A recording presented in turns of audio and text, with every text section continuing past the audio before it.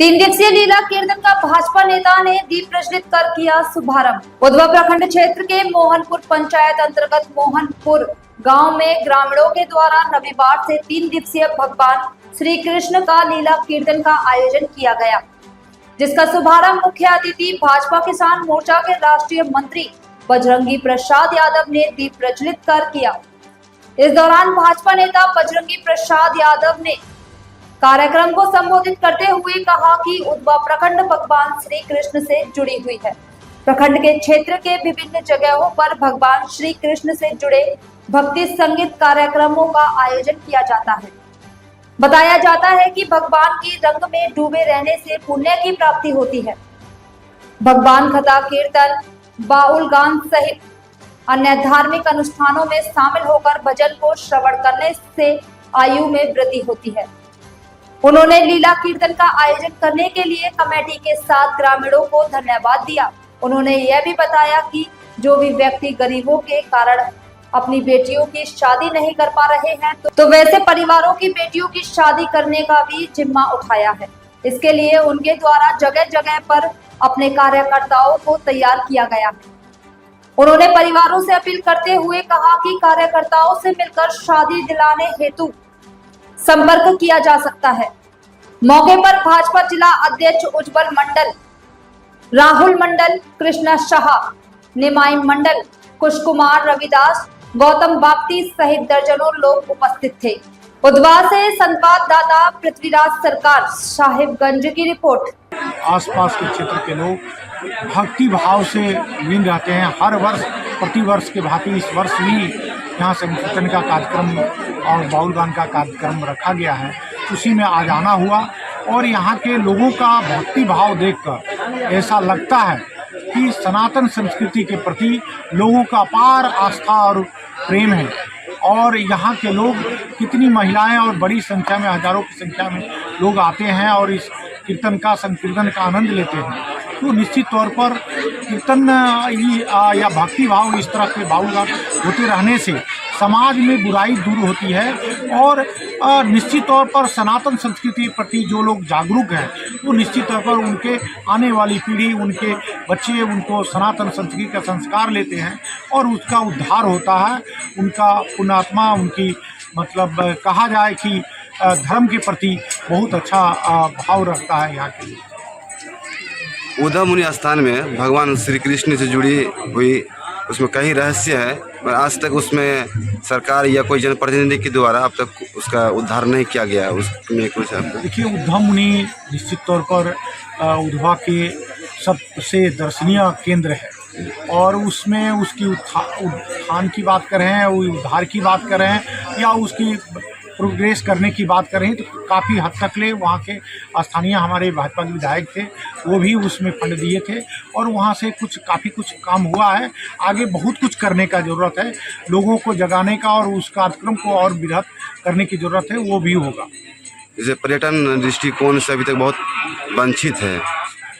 देखिए, राजमहल क्षेत्र का निश्चित तौर पर पर्यटन क्षेत्र के, चाहे उधवा पंछी झील हो या इस तरह का ऐतिहासिक जगह है, कई जगह जो राजमहल और उधवा में, उसको निश्चित तौर पर उसका प्रोत्साहन देने की ज़रूरत है और उसको आगे बढ़ाने की ज़रूरत है। और एक माने ऐतिहासिक क्षेत्र है और इस क्षेत्र में निश्चित तौर पर इसका सरकार को इस पर ध्यान देना चाहिए। यहाँ के जनप्रतिनिधि जो लोग हैं उनको इस पर विशेष करके ध्यान देने चाहिए, आगे बढ़ाने चाहिए। उपस्थित हुए हैं, आप सभी जानते हैं कि जहां कीर्तन होता है या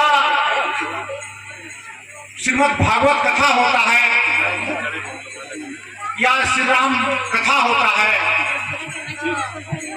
जहां भक्ति भाव से, जहां चाहे कथावाचक हो या कीर्तन करने वाले हमारे जो आए हैं दूर दराज से, जब तक आप कीर्तन सुनते हैं, जितना देर आप भगवान की भक्तिमय माहौल में बैठते हैं यहाँ और सुनते हैं, तब तक आप सबों का माँ बहन बहुत सारी बैठी हैं, उसका आयु रुक जाता है। उम्र रुक जाता है।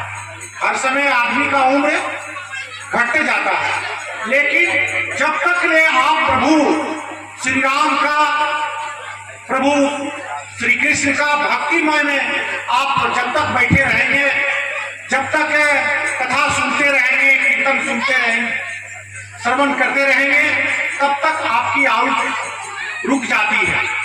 कहने का तात्पर्य है कि प्रभु श्री राम या प्रभु कृष्ण और राधे जी का कहीं अगर कीर्तन होता है, बाबुल गान होता है, भागवत कथा होता है, उसको सुननी चाहिए।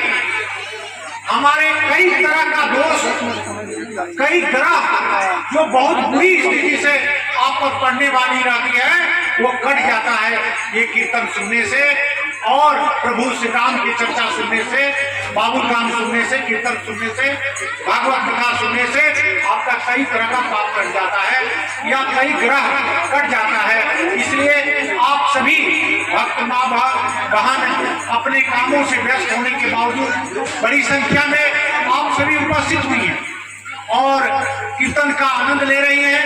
भक्ति भाव में तमाम लोग यहाँ के ग्रामवासी सभी लीन हैं। हम सभी को प्रभु श्री राम से प्रार्थना करते हैं कि आने वाला भविष्य आपके बच्चे का, आपका उज्जवल हो, ऐसा भगवान श्री राम से प्रार्थना करते हैं। भगवान श्री कृष्ण की मूर्ति यहाँ लगी हुई है, राधे कृष्ण की।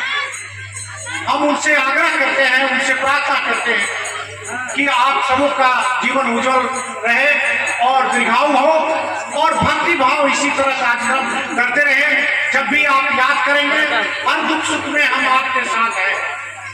हर भक्ति भाव में यही सनातन धर्म का परंपरा को जीवित रखा है।